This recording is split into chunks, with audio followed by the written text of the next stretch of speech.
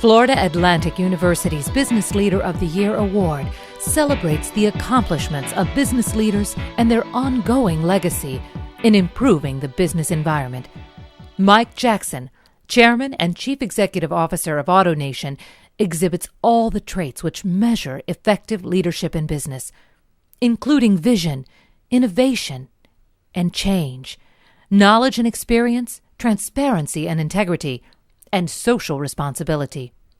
AutoNation is the country's largest automotive retailer, selling over 400,000 units each year and servicing over 5 million vehicles. Even during the economic recession, AutoNation, under Mike Jackson's leadership, managed to post solid financial results. This is just one reason he's a frequent contributor and advisor, both for our government and on the airwaves.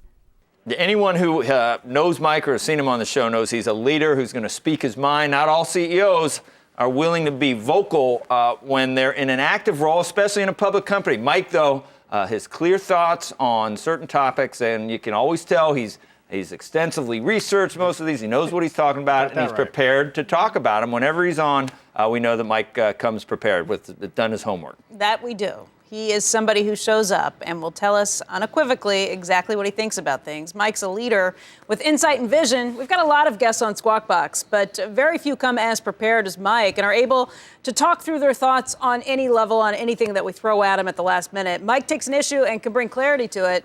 In fact, his recent discussion about the 2010 elections was very bold for a sitting CEO who has to defend himself to all of his shareholders. And that's what we look for here on Squawk Box, honest dialogue. Then there's his role in the business community as well. If you look at the auto industry, it's Mike Jackson, it's Alan Mulally, and Ron Bloom who've all been instrumental in talking about the auto industry, speaking on behalf of the industry. It's pretty simple. When Mike talks about what's going on at his stores, we get a real clear look, not just at sales, but macroeconomic conditions.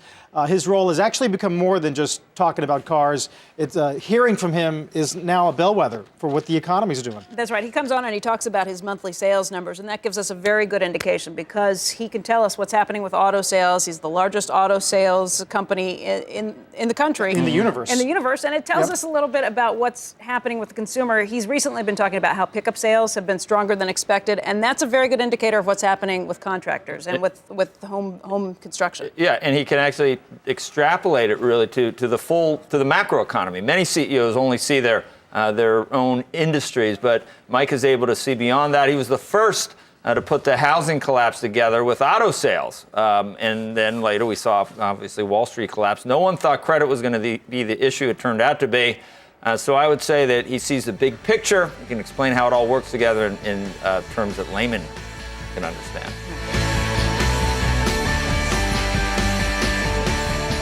Being a leader is one of the most difficult things to describe to most people. But ultimately, he's got almost 18,000, or slightly over 18,000 people in his organization. And you got to be able to paint a picture of what you want to be that is clearly and simply understandable by everybody. And I think he has demystified this whole process. He's turned everything into some basic essential elements, and he's driving the organization in that direction.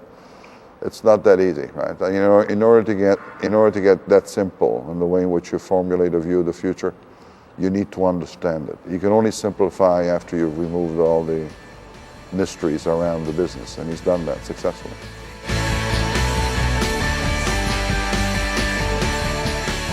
The fact that he's absolutely straight and he's vocal and he's unwavering in his commitments, I think it's incredibly refreshing in an industry which is unfortunately historically been festered with over-promises and under-deliveries.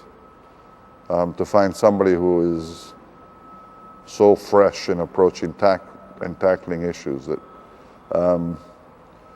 it's really changed the tone of the conversation. I mean, we are now working on a completely different basis with him and with the other dealers. I think there is a recognition of the mutual commitment that dealers and manufacturers need to make to establish this industry as a vibrant industry. I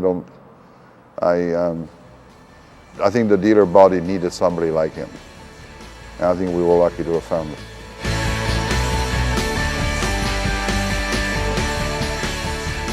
he's been a shot of fresh air into the whole rejuvenation process, and he's done a great job so far.